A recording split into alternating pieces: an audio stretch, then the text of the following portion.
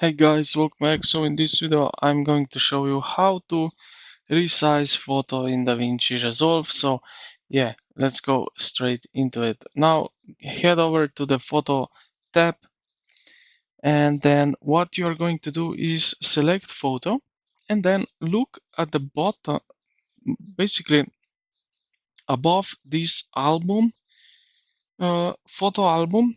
You will see at the corner these sliders, horizontal sliders tools. If you click on that, you will see now here that you have some options. So we have options to crop, so we can adjust cropping.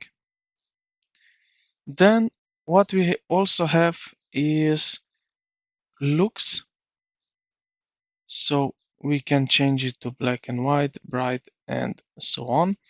But let's leave this for another video. Now what we can also do, as I mentioned, resize the photo, is just select this, and now you will select corners, and yeah, you will adjust where you want to focus, where you want focus on your picture.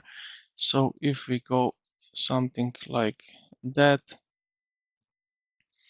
let's say this, and hit enter. Okay, no, just like so. And yeah, this is how you can adjust the photo. Now you see that it is smaller now and more focus into that river.